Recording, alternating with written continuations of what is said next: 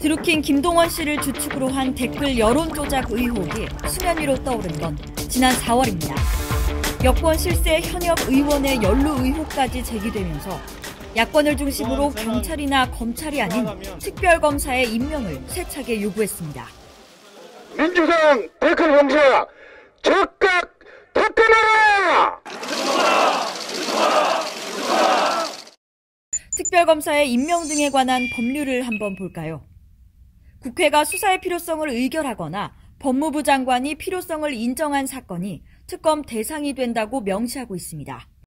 쉽게 말씀드리면 다른 어떤 사건보다 엄정한 수사와 법률적 판단이 필요한 경우에 특검이 탄생할 수 있다는 거죠. 1999년 조폐공사 파업유도 특검과 올로비 의혹 특검을 시작으로 이제껏 13차례 특검팀이 꾸려졌는데 유력 정치인과 친인척 또는 측근 실세들이 연루된 비리 사건이 유독 많았습니다. 가장 최근에 마무리된 특검은 2016년 말 출범한 국정농단 특검입니다. 역대 최대 규모로 꾸려진 수사팀은 비선 실세 최순실 씨의 국정 개입 의혹과 삼성그룹의 뇌물 의혹 등을 수사했고 이재용 삼성전자 부회장을 비롯해 모두 30명을 재판에 넘겼습니다.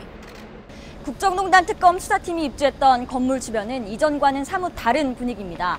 2년 전 이곳에는 사건 관련 인물들이 수시로 등장했고 언론의 취재 열기까지 더해지면서 행인들의 발길을 사로잡는 모습도 쉽게 볼 수 있었습니다. 전국에서 날아온 꽃다발은 2달간의 수사기간 특검 주변을 에워쌌습니다.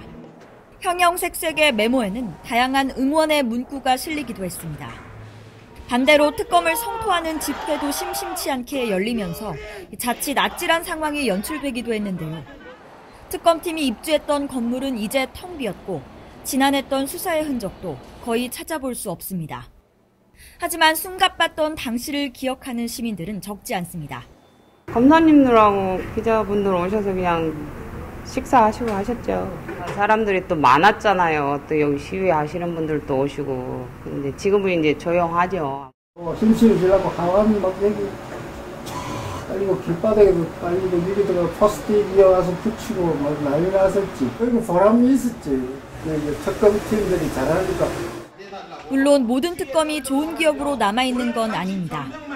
2004년 노무현 당시 대통령의 측근비리 의혹 특검과 2005년 철도공사 유전개발 의혹 특검 등은 이 진실을 밝히기보다는 정치적 논란만 키웠다는 비판에서 자유롭지 못했습니다.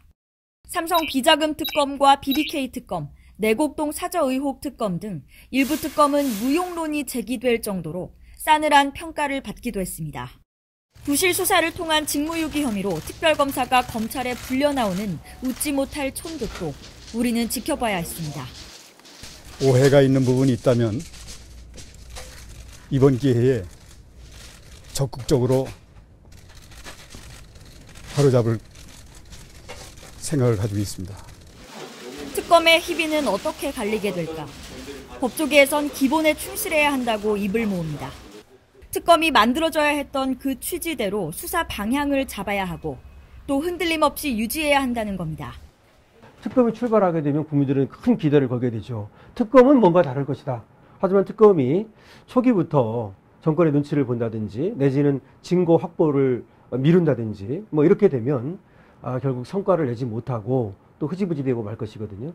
이렇게 되면 특검 무용론이 또 나오게 될 것이고. 드루킹 특검팀은 이제 막 첫 발을 내딛었습니다. 분명히 고도의 정치적인 사건이긴 사건인 건 분명한데 법에 의해서 엄정하게 수사하도록 하겠습니다. 강남역 인근 건물에 사무실을 마련한 드루킹 특검팀은 앞으로 길면 90일 동안 수사를 이어가게 됩니다.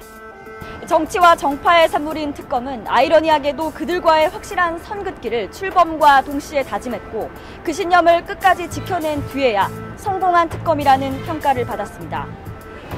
2018년 여름 13번째 특검은 국민들에게 또 특검 주변인들에게 훗날 어떤 모습으로 기억될까요? 지금까지 현장인이었습니다.